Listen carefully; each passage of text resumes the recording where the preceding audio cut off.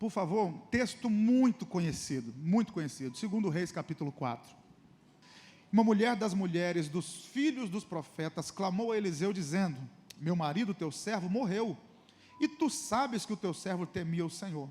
E veio o credor a levar-me os meus 2 filhos para serem servos, dependendo da versão que você estiver usando, para serem escravos. E Eliseu lhe disse: que te hei de eu fazer? Declara-me o que tens em casa. E ela disse: tua serva não tem nada em casa, senão uma botija de azeite. Então disse ele: vai, pede para ti vasos emprestados a todos os teus vizinhos, vasos vazios, não poucos. Então entra e fecha a porta sobre ti, sobre os teus filhos, e deita o azeite em todos aqueles vasos, e põe a parte que estiver cheio. Partiu, pois, dele, e fechou a porta sobre si, sobre seus filhos, e eles lhe traziam os vasos, e ela os enchia. E sucedeu que, cheios que foram os vasos, disse a seu filho: traze-me ainda um vaso. Porém ele lhe disse: não há mais vaso nenhum. Então o azeite parou. Então veio Élio, fez saber ao homem de Deus, e disse ele: vai, vende o azeite, paga a tua dívida, e tu e teus filhos vivei do resto. Se você puder, mais uma vez, diga amém. Então vamos lá. Vocês sabem muito bem do que eu vou falar aqui, não é nenhuma novidade. Essa igreja aqui é uma igreja que ama a palavra de Deus. Pelo horário que eu peguei o microfone, já deu para ver que é uma igreja que gosta da palavra. E então não é nenhuma novidade que eu vou dizer aqui. Qual é um dos maiores segredos da Bíblia para você entender os textos? Não serve só para a Bíblia, você pode aplicar em outras partes também, outras leituras, mas é um segredo, não é um segredo, uma ferramenta para você entender bem um texto. Você tem que analisar o contexto. Você tem que analisar quando aquilo foi escrito, em que época, por quem. Tudo isso vai te ajudar a entender melhor o texto. E a gente está lendo aqui, nós acabamos de ler aqui, um texto que mostra uma família tendo uma adversidade, uma família atravessando uma dificuldade. E já já eu vou falar sobre a dificuldade que essa família está atravessando. E essa família vai viver um milagre sobrenatural de Deus. O azeite vai multiplicar milagrosamente dentro daquela casa. Vai ser a provisão de Deus chegando como resposta para aquela família. Mas para você entender a magnitude desse milagre, a importância desse milagre nessa família, eu preciso te relembrar um pouco aqui da história dessa família, ou na verdade o contexto histórico onde essa família está inserida. Nesse tempo aqui, o reino estava dividido em 2 partes. Todo mundo é que sabe disso. Reino do Norte e Reino do Sul. Depois da morte de Salomão, Israel se dividiu em 2. Por isso que você lê no Antigo Testamento, Israel e Judá. Não é o mesmo povo, pastor? O mesmo povo, só que dividido em 2 reinos. 2 tribos formavam o Reino do Sul, Judá. 10 tribos formavam o Reino do Norte, Israel. Esse episódio aqui aconteceu no Reino do Norte, Israel. Capital, Samaria. Que diferença faz isso? É que o rei que estava no trono aqui em Samaria, no período que essa família está passando essa adversidade, era um rei ímpio, um rei terrível. Para você ter uma ideia, o cara era ninguém menos, ninguém mais do que filho de Acabe e de Jezabel. Minha mãe me ensinou um ditado lá no Mantena, dizendo que o cavaco não voa longe do toco. Então, Jorão, filho de Acabe e de Jezabel. Se você ler o contexto, depois eu te recomendo que faça com mais calma na sua casa, 2 Reis, capítulo 3, a partir do verso 1, você vai descobrir que era Jorão quem estava no trono. E você vai descobrir que Jorão cometeu pecados semelhantes aos de seus pais, ou seja, ele induziu Israel à idolatria. Ele levantou altares a deuses estranhos dentro dos termos de Israel. Então, nesse tempo aqui, irmão, não era tão comum ver famílias tementes a Deus. A maioria das famílias já haviam se debandado para a idolatria, já haviam se corrompido espiritualmente, moralmente. Então, num contexto aqui de corrupção espiritual, onde as pessoas não cultuavam mais ao Deus de Israel, adoravam a Deus como Azera, ou Azerá, Moloque, Marduk, e por aí vai, Baal. Então, era muito comum você ver famílias cultuando a deuses estranhos, e todo mundo sabe que Deus abomina isso. Deus tem idolatria como um adultério, é um pecado contra a santidade de Deus. E nesse período, com tanta família ímpia em Israel, no capítulo 4, nós vamos encontrar uma família de crentes passando a adversidade. Já viu que tem dia que parece que a grama do vizinho é mais verde que a sua? É o que está acontecendo aqui. Com tanta família ímpia em Israel, idólatra, no pecado, vou usar um português bem claro, com tanta família vivendo no pecado, a família de crente está passando a dificuldade. Como é que a gente sabe que essa família era crente? Estou usando um termo mais atual para você entender. Porque o texto começa dizendo que era mulher de um dos filhos dos profetas. Que negócio é esse de ser filho de profeta? Na época de Samuel, aquele filho de Ana com Eucana, aquele jovem que nasceu milagrosamente depois de um voto de Ana, Samuel fundou em Israel a escola de profetas, também chamada de rancho de profetas. Como é que funcionava a escola de profetas? Todo moço, todo homem que tinha um chamado ministerial para a área profética, o cara que tinha um chamado para ser profeta, ele não podia sair profetizando. Primeiro ele tinha que entrar na escola de profetas, ele tinha que aprender. Por quê? Isso aqui é uma regra básica da vida. Eu só posso ficar de pé para falar se primeiro eu me assentar para ouvir. Então quem tinha chamada profética tinha que primeiro participar do rancho dos profetas, ser aluno da escola de profetas. E esses alunos da escola de profetas eram profetas, porém ainda alunos, recebiam o título de filhos de profetas. E essa mulher aqui do capítulo 4 era esposa de um filho de profeta, ou seja, o marido dela era aluno da escola de profetas. E quem era o reitor, quem era o professor dessa escola? Eliseu. Então essa mulher era mulher de profeta. Sem querer ser chato, se você puder interagir comigo, eu acho que vai ser legal. Essa mulher era mulher de profeta. Então era uma casa que temia a Deus. E aquele homem agora, o texto não diz como, não diz se foi um acidente, não diz o que aconteceu, mas o homem morreu, deixou uma dívida, e o credor bateu na porta. Imagina comigo aqui, irmão, por favor, imagina comigo. A mulher talvez ainda enlutada, a Bíblia não diz o tempo entre a cobrança e a morte do marido, ou a morte do marido e a cobrança, mas talvez, penso eu, a mulher ainda enlutada, sofrendo a dor da perda. Alguém bate na porta da casa, quando ela abre a porta, vou usar também um português mais claro para a gente entender, é um agiota. E o cara tem na mão a nota promissória, dizendo: a senhora que é a mulher do profeta, que morreu? Sim, sou eu. Seu marido morreu e deixou uma dívida aqui, e eu vim receber a dívida. A mulher faz uma introspectiva e fala: olha, lamento muito dizer, estou olhando aqui, estou pensando comigo mesmo, não tenho nada, não tenho condição de pagar essa dívida. Aí o credor, respaldado pela lei, daqui a pouco eu falo sobre isso, ele diz o seguinte: já que você não tem como pagar a dívida, eu vou levar seus filhos para serem escravos. Agora escute isso aqui, irmão, com tanta família ímpia, a família dos crentes está prestes a passar uma vergonha gigantesca. Porque imagine os filhos daquela mulher, os filhos de um profeta, saindo de casa como escravos, algemados, amarrados a pagar uma dívida. Agora vamos identificar aqui, rapidinho, os problemas que essa família está atravessando.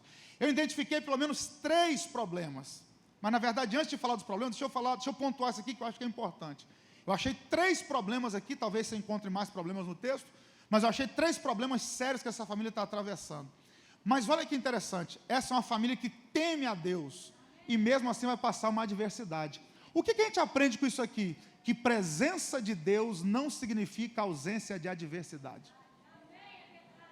Não é porque você teme a Deus, não é porque você serve a Deus, não é porque você traz seus filhos para a igreja, não é porque você e seu cônjuge são fiéis a Deus, dizimista, ofertante, não é isso que vai te isentar de adversidade, porque presença de Deus na casa não nos isenta de passar adversidade na casa. Porque talvez eu estou pregando para a gente aqui nesse congresso de família, e tem gente dizendo assim: mas eu sou fiel a Deus, por que eu estou passando essa adversidade? Eu sou temente a Deus, por que eu estou passando esse problema? Porque presença de Deus não significa ausência de adversidade, significa triunfar nas adversidades.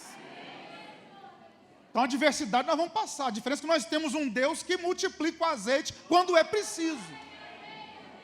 Essa é a diferença. Agora vamos analisar aqui rapidinho 3 problemas que essa família está atravessando. Vou pontuar aqui 3 problemas.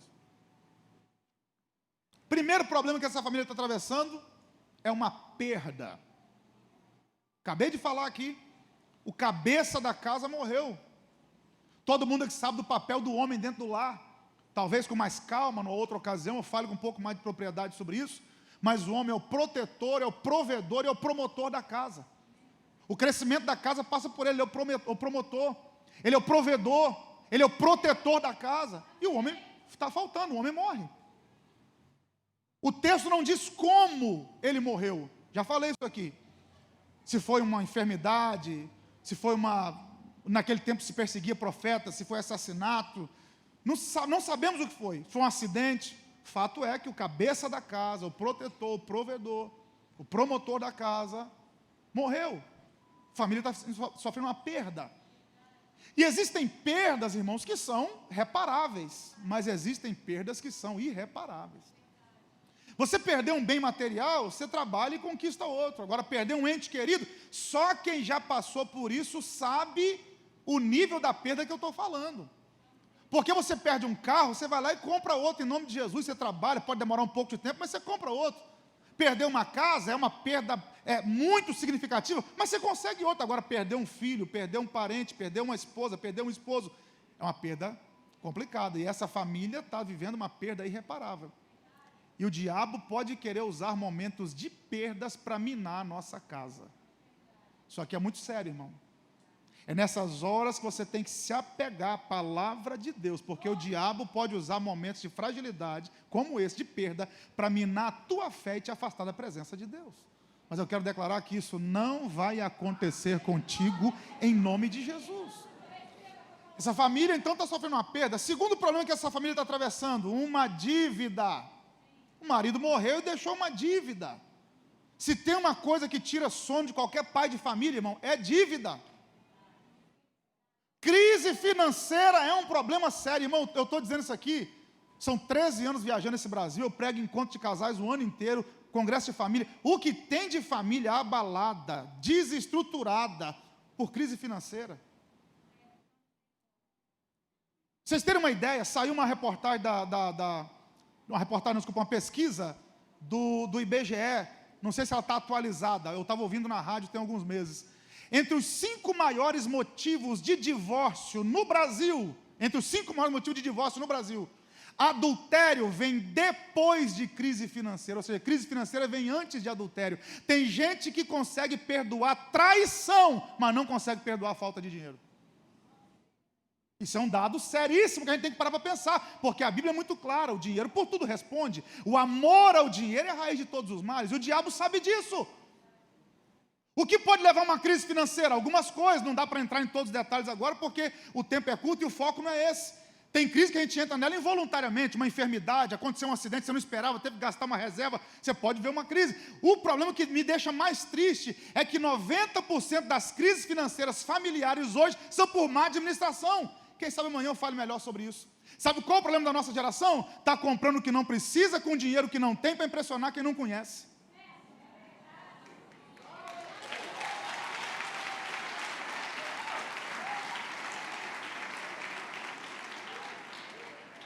Não é só porque seu cunhado trocou de carro que tem que trocar o seu também não. Não é porque a irmã comprou um sapato novo que você tem que comprar um também não. Calma, vá devagar. Primeiro problema que essa família está atravessando, uma perda. Segundo problema, uma dívida. Quem está me ouvindo, diga amém. Amém. Terceiro problema, uma ameaça real. Por favor, sem querer ser chato, me ajude. Uma ameaça? Real. Eu disse que é uma ameaça? Real. Não é uma ameaça falaciosa, mentirosa. Não, é real. Por que é real? Porque a lei de Israel permitia que o credor fizesse aquilo. Se você ler depois Levítico capítulo 25, está lá.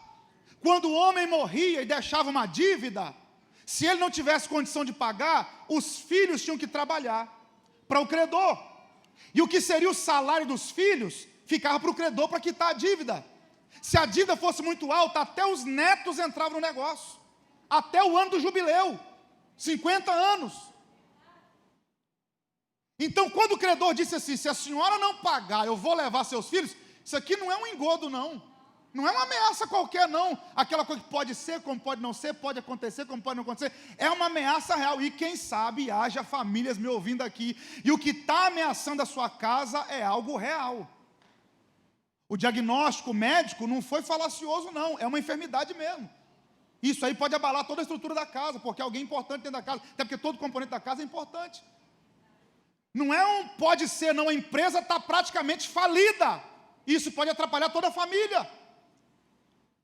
Não é que você está suspeitando de adultério, não. As provas estão lá. Isso pode acabar com o seu casamento. Então são ameaças reais que vêm contra a nossa casa. Porque tem ameaça que o diabo usa, ele fala por falar. Porque ele é o pai da mentira. Agora tem ameaças de vida que são reais. Problemas que vêm. E se você não resolvê-los, eles acabam com o seu casamento, tiram seus filhos da presença do Senhor, destroem a sua família. Mas repetindo, porque essa noite é profética, isso não vai acontecer contigo. Então nós temos aqui 3 problemas. Primeiro, uma perda. Segundo, uma dívida. Terceiro, uma ameaça real. Agora, o que gerou esses problemas? Vamos lá, porque eu acho que isso aqui é importantíssimo falar, pastor. O que gerou esse problema? Por que essa família está nesse problema? O que aconteceu? Porque todo efeito tem uma causa. Se eu não me engano, se eu estiver errado, alguém me corrige. A terceira lei de Newton. Toda ação gera uma reação. Os estudantes aí, por favor, me ajudem. Mas eu acho que é isso mesmo. Obrigado. Fugir da escola tem tempo, mas ainda... Agora, o que gerou esse problema? Vamos lá. A Bíblia não diz como esse profeta contraiu essa dívida. Então, a gente vai ficar no campo da conjectura. Pastor, quando é que eu posso conjecturar no texto? Não é aula de hermenêutica, mas o senhor me permite abrir um parênteses aqui. Quando é que eu posso conjecturar? O que é conjecturar num texto? É pensar o que aconteceu no texto. Quando é que eu posso conjecturar no texto? Eu não posso ferir 3 princípios da teologia. Eu não posso inventar nada no texto. Eu não posso desmentir o texto. Eu não posso colocar o texto contra o texto. Se eu não colocar o texto contra o texto, por exemplo, se eu trouxer uma informação que coloca o texto em xeque, o texto contra o texto, é um problema. Se eu disser, não, está escrito aqui, mas não é isso não, é um problema. Se eu inventar, também é um problema. Então, o que é conjectura? Pensar. O que aconteceu? Não sei. Então, eu vou conjecturar, vou pensar com vocês. Talvez, o que aconteceu aqui, uma atitude impensada do profeta. Uma falta de planejamento. Ele contraiu uma dívida sem pensar no amanhã. Pô, estou contraindo uma dívida aqui, mas eu posso morrer amanhã. Como é que minha família vai pagar esse negócio? Então, vamos ficar com esse tipo de pensamento. O que gerou essa crise? Uma atitude ou uma decisão mal planejada do cabeça da casa. É por isso, irmão, aguça o ouvido, por favor, que nós, os pais, quem é pai aqui, quem é mãe, levante a mão para eu ver.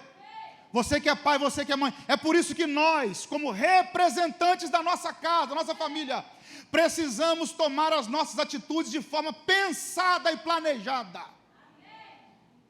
Atitudes impensadas de um pai de família, planos mal projetados por um pai de família, pode levar toda a família ao fracasso. E eu te provo isso na Bíblia. Elimeleque, marido de Noemi, crise em Belém, está lá no livro de Ruth, fome na casa do pão, mas o cara está na casa do pão, a fome é passageira, uma hora Deus manda provisão. O que Elimeleque fez? Trocou os pés pela mão, foi para a terra de Moabe. Deus proibiu Israel de ter aliança com Moabe. O que aconteceu? Os filhos dele morreram, Malom e Quilion. E ele também morreu. Fica a mulher dele e as 2 noras viúvas. 3 mulheres viúvas agora na casa. E se Deus não entra naquele negócio, a história de Noemi tinha sido das piores da Bíblia. Por quê? Porque uma atitude impensada do chefe da casa levou toda a família à ruína. Então, irmão, isso aqui é para pensar. Por favor, quem sabe Deus me trouxe aqui para trazer uma palavra de alerta para alguém. Pensa bem antes de mudar de igreja.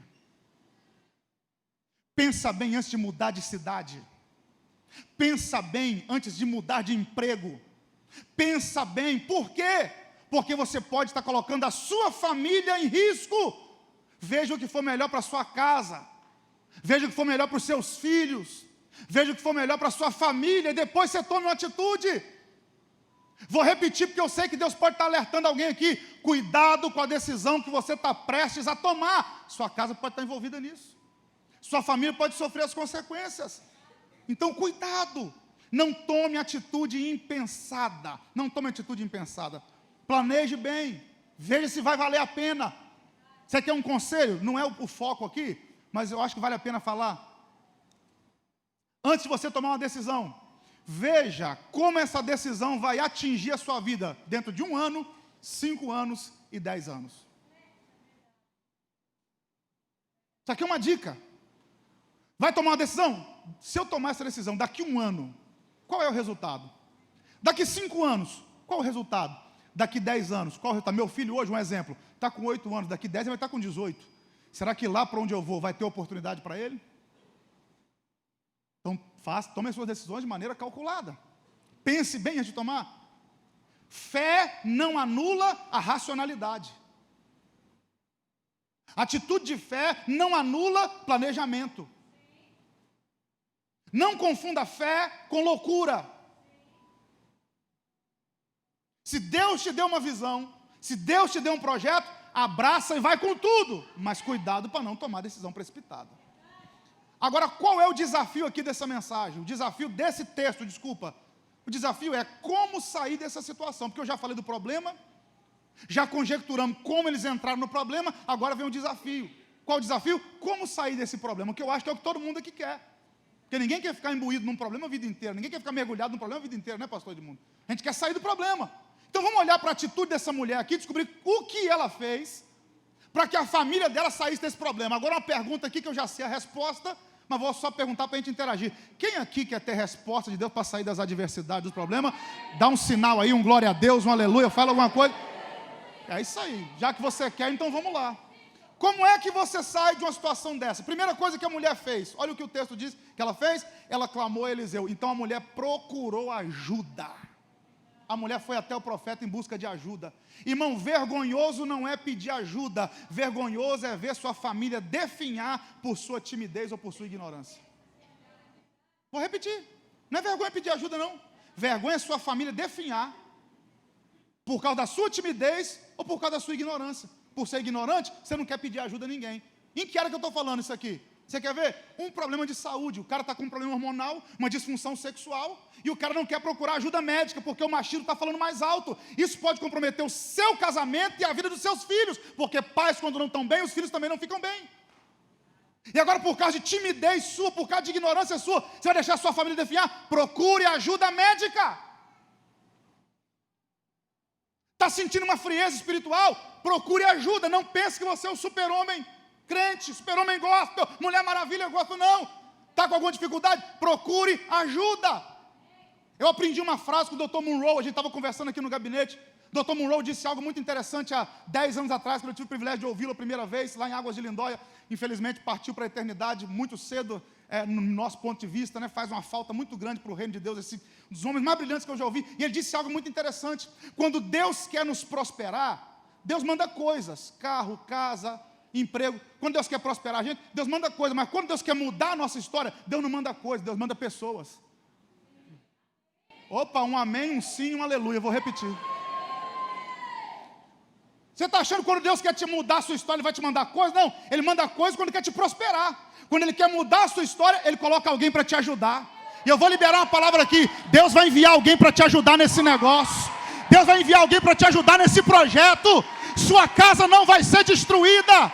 Deus vai enviar alguém para te ajudar. Pega essa palavra para você, irmão. Deus sempre envia alguém. Procure ajuda. Procure ajuda. Se há algum problema, procure ajuda especializada. A mulher procurou a pessoa certa. Então, se é uma questão de saúde, procure um médico. Se é uma questão emocional, procure um psicólogo. Mas aqui está o segredo, aguça o ouvido, que é importante eu frisar isso aqui, antes de continuar o tópico. Procurar ajuda, mas é procurar ajuda com quem pode ajudar. Porque em tempo de rede social, deixa eu afundar o prego. Não faça das redes sociais um divã. Qualquer problema você expõe para todo mundo. Todo mundo sabe da sua vida. Depois marca gabinete com o pastor e diz assim: estou sendo perseguido. Tá não. Você está contando para quem não deve. Você está falando que não deve. Irmãos, eu vejo cada coisa, vocês não têm ideia. Eu faço live no meu Instagram, e aí perguntas e respostas. Irmão, é cada pergunta, é cada coisa. Rapaz, esse povo não tem noção. Não tem vergonha de falar um negócio desse com quem não conhece. Procura o seu pastor, procura alguém que tem autoridade para te ajudar. Então, quando você estiver precisando de ajuda, procure alguém para te ajudar. Mas procure quem tem autoridade. Vou continuar afundando o prego, tá? Fica com raiva de mim, não. Eu já preguei isso aqui, depois teve gente que me chamou no campo para brigar comigo, mas vamos lá. Eu tenho que falar. Como é que eu vou pedir ajuda para alguém sobre criação de filhos, para quem não tem filho?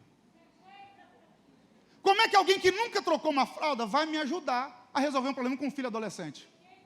Então tem que procurar ajuda com quem tem autoridade. Tem gente que pode te ajudar em outra área. O cara é casado há 20 anos, não tem filho. Ele pode te dar conselho sobre relacionamento com a mulher. Agora, sobre filho, não tem como. Não tem como. Agora, pergunta para mim, que eu tenho 3, campeão. Pergunta como é que eu te falo de cós salteado. O negócio é tenso. Desde mamadeira, fralda, escola, o que vier, eu manjo. Porque 3, eu tenho autoridade no assunto. O problema... Ah, meu Deus, eu posso falar, pastor? Posso? Não? Então tá bom. Tem um problema em casa, vai para o salão contar para as amigas.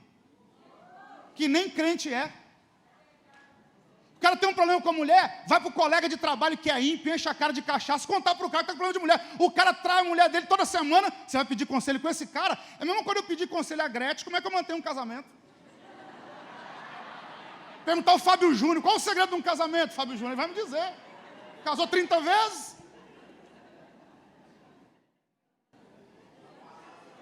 Vocês estão aí? Procure ajuda com quem tem autoridade no assunto. Tem que ter autoridade para te ajudar, rapaz. Como é que você procurar ajuda com quem não pode te ajudar? É preciso ter discernimento para entender para quem você pode procurar pedir ajuda. Então, vou declarar uma palavra profética. Vocês creem que a noite é profética? Amém. Deus vai te dar discernimento para mostrar para quem realmente você pode abrir seu coração. Ó, outra coisa. Cuidado, repetindo. Cuidado para não se expor demais com gente que não tem autoridade para te ajudar. Isso pode gerar mais problema. Primeira coisa que a mulher faz, procura ajuda. Só quem está comigo na palavra me ajuda aí. Primeira coisa que a mulher fez, ela fez o quê? Procurou ajuda. Segunda coisa que essa mulher fez, isso aqui eu acho extraordinário, pastor Ivone. Ela soube usar as palavras. Ó, ela soube, o pessoal da galeria está escuro, não estou vendo vocês estão aí? Deus abençoe vocês, conterrâneos. A mulher soube usar a palavra. Olha como é que ela chega para falar com o profeta. Olha só, vamos para o texto. Ela chega para o profeta e diz assim, ó, verso 1. Meu marido, teu servo morreu, e tu sabes que o teu servo temeu o Senhor, e veio o credor levar os 2 filhos para serem servos. Espera aí, a mulher não chegou falando do problema do marido, ela chegou enaltecendo as qualidades do marido. Ela chega e diz o seguinte, ó, meu marido, primeiro, era teu servo, ele tinha compromisso contigo. Era servo de Deus, temia o Senhor, tem compromisso com Deus.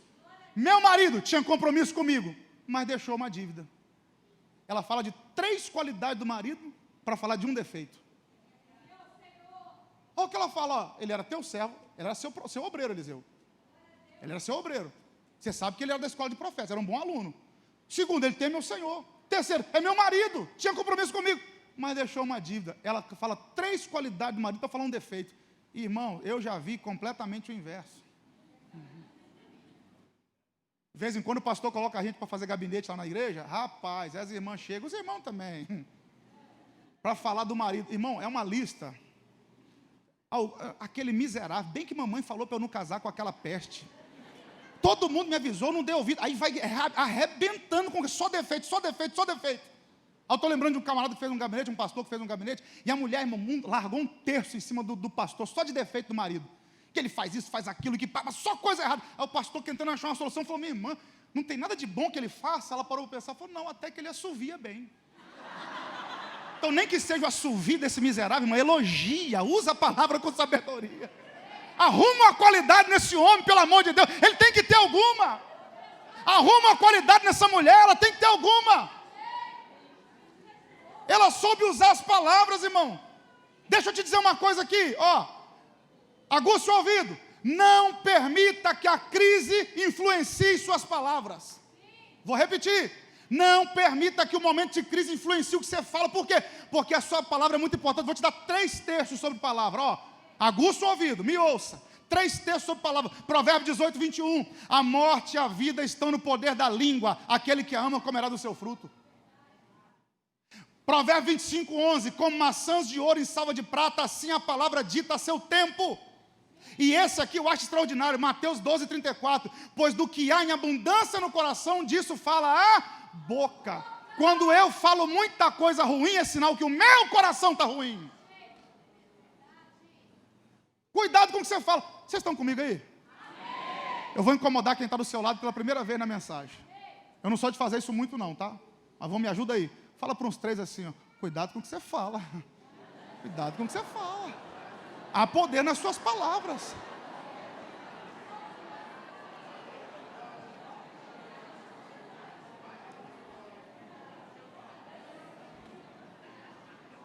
Volta para mim, corta para mim. Olha aqui. Se quiser, anota essa frase aí que é interessante. Quem está anotando, anota essa frase aí que é interessante. É uma frase minha. Uma família onde as qualidades dos seus componentes são mais exaltadas que os defeitos, cria-se então um ambiente favorável para que milagres aconteçam. Vou repetir.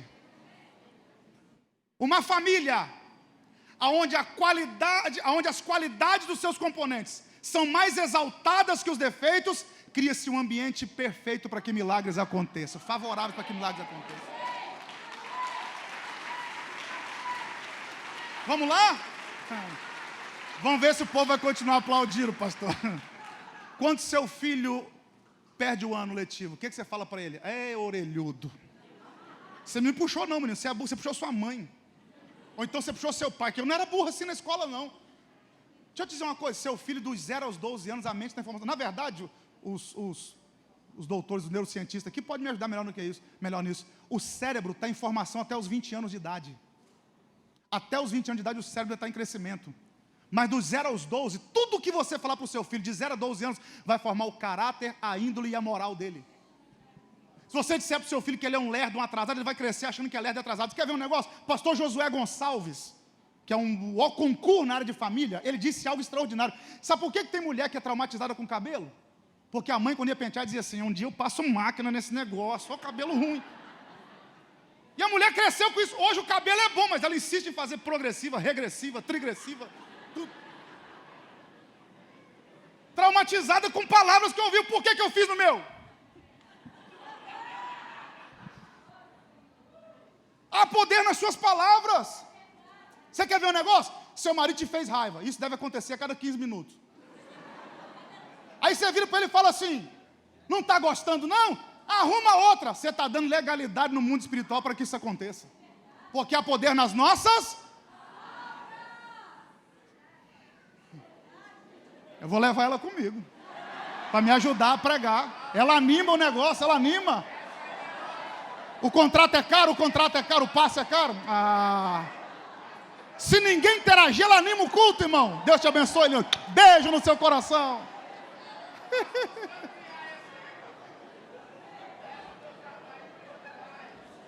Volta para mim. É triste demais, irmão, escuta. É triste demais conhecer gente que só fala de defeito e não fala de qualidade de ninguém. Isso é muito triste. Você não deve, aqui em Belo Horizonte não tem gente assim não, mas no Rio de Janeiro costuma ter. Nenhum ser humano é tão qualificado que não tenha defeito, mas nenhum ser humano também é tão defeituoso que não tenha qualidade. Então aprenda a enaltecer as qualidades. Tem uma frase de Benjamin Franklin que eu acho extraordinária. Benjamin Franklin, certa feita, disse: escreva as ofensas na areia e os benefícios no mármore. Tenha mais habilidade de lembrar do que é bom do que do é ruim. Então nem que seja do assovio, mas lembra. Primeira coisa que a mulher fez, ela procurou ajuda. Segunda coisa que ela fez, ela soube usar as palavras. Terceira coisa que ela fez, a mulher aprendeu a valorizar o que tinha. Porque tem dia que a gente foca tanto no que não tem, que esquece de valorizar o que tem. Opa, 3 é verdade, vou repetir. Tem dia que a gente valoriza tanto, a gente coloca tanta expectativa no que não tem, que esquece de valorizar o que tem. O profeta falou assim: o que você tem em casa? Ela falou: nada, senão uma botija de azeite. Tem botija de azeite ainda. O ser humano, irmão, é especialista em lembrar do que é para esquecer e esquecer do que é para lembrar. Especialista nisso. A mulher falou: não, ainda tem aqui um resto de azeite, tem uma botija, tem uma botija de azeite. Guarde o que eu vou lhe dizer. Quando você pensar que não restou mais nada, você sempre vai descobrir que ainda tem alguma coisa. E agora entra a palavra profética. E Deus quer usar o que restou para fazer um grande milagre na sua vida. Eu estou sentindo graça de Deus aqui nessa palavra. O que restou do casamento, o que restou da família, o que restou da empresa, o que restou do projeto, o que restou das finanças. Eu vim liberar uma palavra sobre famílias aqui. Deus vai pegar o pouco que restou e vai trazer uma resposta gigantesca para a sua casa. Só quem está comigo nessa palavra, me ajude a adorar o nome de Jesus aí. Não é porque é pouco que Deus não vai fazer muito. Deus é especialista em esconder grandes respostas dentro de coisas pequenas.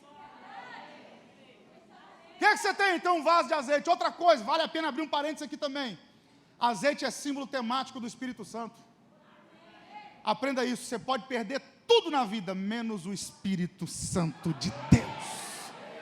Foi a oração que Davi fez quando pecou. Senhor, cria em mim um coração puro, renova um espírito reto, e não retires de mim o teu Espírito Santo. Eu posso perder casa, eu posso perder carro, eu posso perder dinheiro, eu posso perder tudo, mas não posso perder a presença do Espírito Santo na minha vida.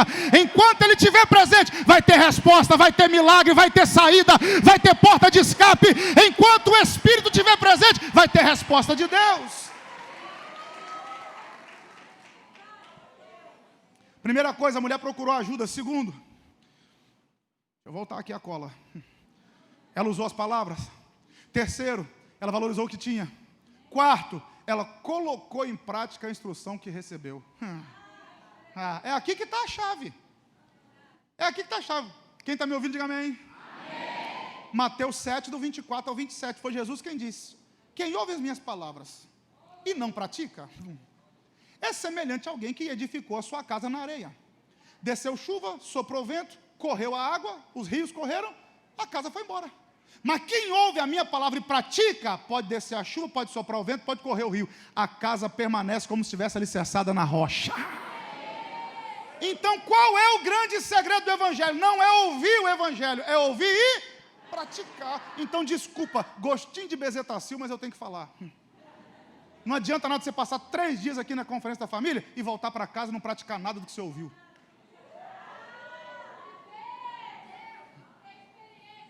Tem uma frase que é de um livro meu. Depois você entra lá no site da editora Central Gospel e compra. Conhecimento sem atitude não muda história. Vou repetir, conhecimento sem atitude não muda história. Não adianta eu ter conhecimento numa área e não tomar atitude. Vai continuar tudo do mesmo jeito. Então, sai dessa conferência de família, desse congresso de família, chega em casa pela fé, mete a mão na maçaneta da porta e diga: eu e minha casa serviremos ao Senhor. Toma uma atitude, faz alguma coisa, coloca em prática o que você está ouvindo. Eu sei que o pastor de ontem trouxe muita informação preciosa, muita coisa. Pratica o que você está ouvindo, irmão. Não dá para você praticar tudo, porque nem tudo que eu estou falando se aplica na sua vida, mas o que for para você, pega e pratica, aplica. O profeta falou: você quer um milagre? Quero. Então pega, vai na sua vizinhança. E aqui que o negócio fica legal. Me ajuda na hora aí, gente. O profeta falou: vai lá na sua vizinhança, pega vaso emprestado com as suas vizinhas, com seus vizinhos. Entra na sua casa, você e seus filhos, fecha a porta e derrama do seu azeite nos vasos vazios que você pegar. Depois você volta aqui e me conta o que aconteceu. Aí a mulher sai para praticar o que o profeta falou. E aí que está o segredo. Eu vou pontuar aqui mais 18 coisas e paro. Estou brincando. Mais 3 coisas aqui. Se não der tempo, eu termino amanhã. Pode terminar amanhã, pastor? Não, terminar hoje. Amanhã eu falo outra coisa. Amanhã eu prego outra. Eu acho que amanhã vai ficar só nós 2 aqui, pastor, amanhã. O povo não vem amanhã, não. Depois de hoje, esse pregador é maluco, vou voltar amanhã, não. A mulher saiu pegando vaso emprestado. Agora, pensa comigo aqui, ó. Nesse tempo aqui, ninguém tinha uma geladeira bacana igual a sua, não. Algumas, agora não sei mais, tem gelo na porta, água na porta. Forte, nem precisa abrir mais. Forte o negócio, vai lá e tá. Eu lembro quando eu casei, irmão, eu demorei a comprar geladeira, uma prova miserável. Pense na guerra. Aí depois de uns 5 anos de casado, 6 anos de casado, eu comprei minha primeira geladeira. Juntei o dinheiro, não, mas eu tinha geladeira usada, velha. Só beber água quente, 5 anos, 6 anos. Que homem sou eu, rapaz?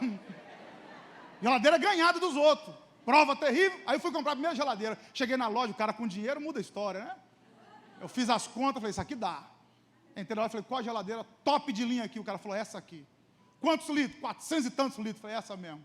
Quanto é? Tanto, pago à vista. Eita, o cara fica forte demais quando está com dinheiro no bolso.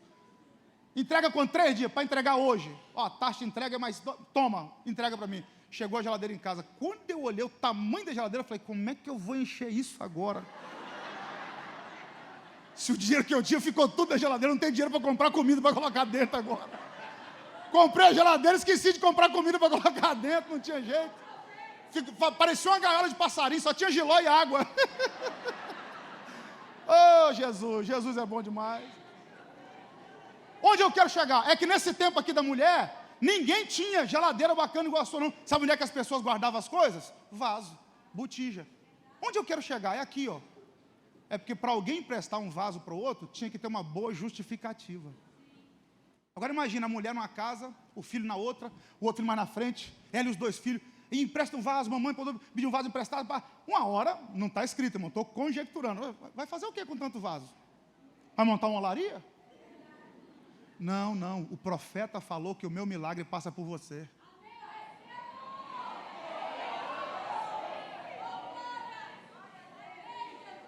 Como assim? O profeta falou para eu pegar o seu vaso emprestado e derramar do meu azeite no seu, que vai acontecer o milagre. Então, escuta comigo aqui. Quem está emprestando o vaso para essa mulher tem que acreditar no milagre dela, o mesmo tanto que ela ou mais do que ela. Não é, pastora? Por quê? Porque uma coisa é eu ouvir Deus falar, outra coisa é você acreditar que Deus falou comigo. Por que Noé só colocou a família dele para dentro? Porque os amigos não acreditavam que Deus tinha falado com ele, a família acreditou. Porque eu ouvi a voz de Deus é uma coisa, agora você acreditar que Deus falou comigo, e os vizinhos acreditaram. Deus falou que eu preciso do seu vaso, milagre. Então toma aqui, opa. É milagre na sua casa? Toma aqui. O que eu aprendi, irmão? Que tem dia que a gente só precisa de mais alguém para concordar com o nosso milagre. O que está acontecendo aqui nesse texto é o poder da concordância. Agora imagina comigo, se os vizinhos concordando teve milagre, imagina quando a família concorda. Imagina quando a família, a palavra concordar vem do latim, vem de cordes, coração. Concordar o quê? É ter o mesmo coração. É por isso que não pode andar 2 juntos se não tiver de acordo, não tiver o mesmo coração, o mesmo sentimento. Casamento é isso, vida familiar é isso. Se tiver todo mundo no mesmo propósito, concordância, o mesmo coração, o mesmo sentimento, o milagre acontece. Então, irmão, quando a sua família entrar num projeto, quando seu filho entrar na faculdade, quando sua mulher for tirar a carteira de motorista, que Deus guarde sua vida, mas concorde com isso. Diga, vai dar certo. Por mais que você tenha medo, irmão, fala pela fé, vai dar certo. Concorde. Eu estou brincando com as irmãs aqui, que tem mulher que dirige muito mais do que homem. Tem um monte de homem meia roda aí na rua, e a mulherada está dando show. Amanhã vocês pagam uma Coca-Cola para mim. Mas é verdade, irmão. A mulher vai tirar a carteira de motorista, o marido fica, você não vai passar não. Eu reprovei 3 vezes. Eu que dirijo como dirijo, grande coisa. Reprovei 3 vezes. Concorde. Seu filho tem um projeto, concorde. Mãe, olha só, eu tenho um sonho aqui de fazer uma faculdade de medicina. Meu filho, eu declaro, vai dar certo, eu concordo com esse negócio. Chega hoje à noite na sua casa, antes do seu filho dormir, mete a mão na cabeça dele e diga, eu concordo, você será alguém que eu não fui, vai ter o que eu não tive, vai chegar onde eu não cheguei. Concorde com a bênção de Deus dentro da sua casa. Tem dia que a gente só precisa que alguém empreste o vaso para o milagre acontecer. Quem está comigo nessa palavra?